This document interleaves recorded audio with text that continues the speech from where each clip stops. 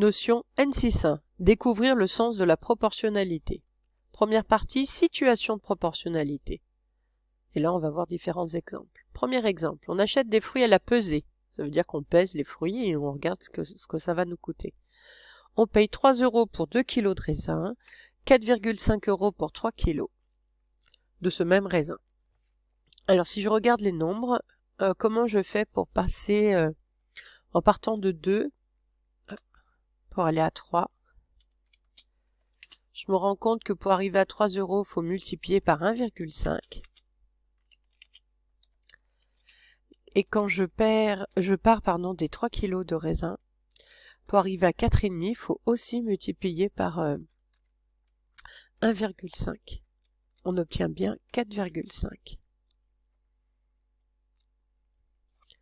Donc ça, je vais changer les couleurs, on va le mettre en rouge pour mieux visualiser.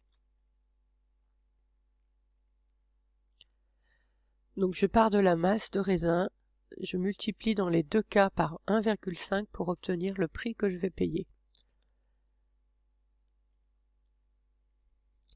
Le prix payé obtenu en multipliant la masse de raisin par un même nombre, ici on a trouvé 1,5.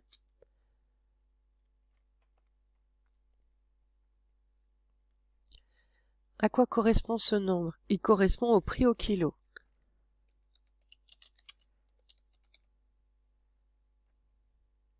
Ça veut dire quoi, le prix au kilo?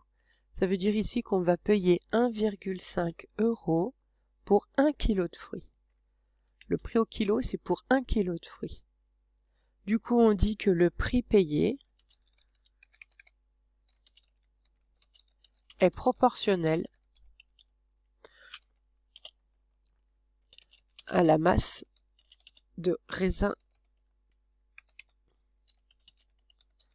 acheté. Donc attention, la proportionnalité, il faut que ça ait un sens. Ici, on va regarder le prix pour voir s'il est proportionnel à la masse. Ça n'aurait pas de sens de regarder la masse de raisin par rapport au prix. Donc il faut faire attention au sens concret. Donc on est dans une situation de proportionnalité.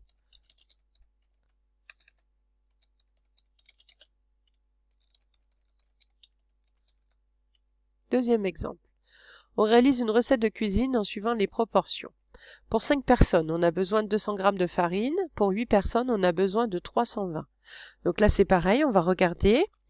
Quand je pars du nombre de personnes, pour arriver aux 200 g, par combien il faut multiplier? Donc on regarde de 5 pour aller à 20, il faut faire x 4. Donc je rajoute un 0, ça fait x 40. Est-ce que ça marche pour le deuxième? Donc je multiplie par le même nombre, 40, et je regarde si ça marche. 8 x 4, 32, avec le 0 à rajouter, on obtient bien 320.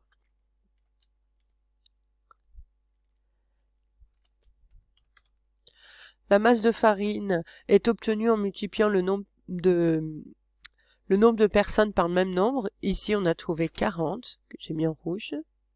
À quoi correspond ce 40? Voilà, qui correspond ici à la masse de farine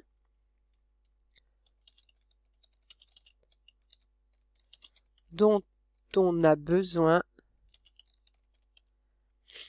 par personne. Alors, qu'est-ce que ça veut dire par personne? Ça veut dire pour une personne. Ça veut dire qu'on a besoin de 40 g de farine pour une personne. C'est ce qu'on fait quand on fait des recettes et qu'on les adapte. Du coup, ici, on dit que la masse de farine est proportionnelle au nombre de personnes. Et on est encore une fois dans une situation de proportionnalité.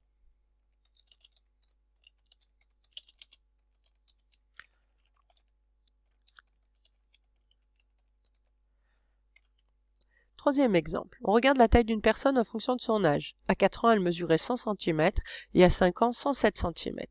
Alors, je recommence. Je pars de l'âge et je regarde par combien il faut que je multiplie pour arriver à la taille. De 4 pour la 100, on fait x 25.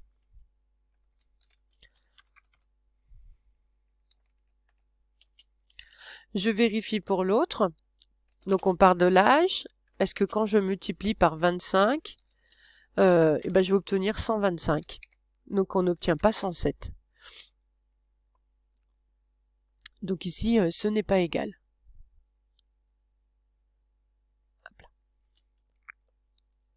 Donc je multiplie par 25 à gauche et à droite et je n'obtiens pas le bon nombre.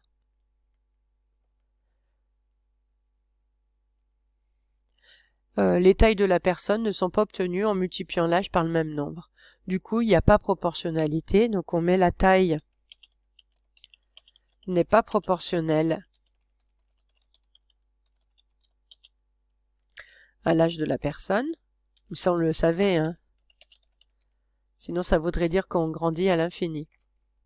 Et on n'est pas dans une situation de proportionnalité.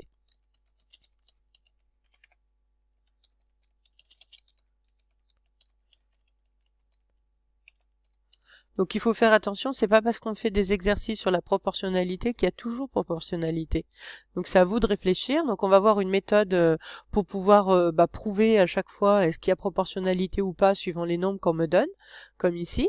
Donc on va faire des calculs pour pouvoir justifier, mais vous devez vous rappeler quand même que la taille elle n'est pas proportionnelle à l'âge, notamment la pointure des chaussures aussi, sinon ça voudrait dire que vos pieds grandissent à l'infini. Alors définition, on dit que deux grandeurs sont proportionnelles lorsque les valeurs de l'une s'obtiennent en multipliant ou en divisant les valeurs de l'autre, toujours par un même nombre. Ce nombre, donc une fois qu'on l'a déterminé, qu'on a bien montré qu'on est bien dans une situation de proportionnalité, ce nombre on l'appellera coefficient de proportionnalité. Donc faire très attention à l'orthographe du mot coefficient, il n'y a pas d'accent aigu, il y a deux F. Voilà. Deuxième partie, méthode pour montrer que deux grandeurs sont proportionnelles ou pas. Donc là, je vais vous demander d'aller voir dans votre cahier à outils et de lire la vidéo correspondante. Donc attention, pour montrer que des grandeurs sont proportionnelles ou pas, on va vous demander au collège de respecter une certaine méthodologie. Donc si on vous donne une méthode, c'est qu'il va falloir l'utiliser. Pour pouvoir l'utiliser, il va falloir s'entraîner à l'utiliser pour qu'en évaluation, vous répondiez correctement. Donc c'est pas le but d'avoir juste la réponse, le but c'est d'expliquer son raisonnement en utilisant la méthode qu'on vous a donnée. Voilà, la méthode est terminée.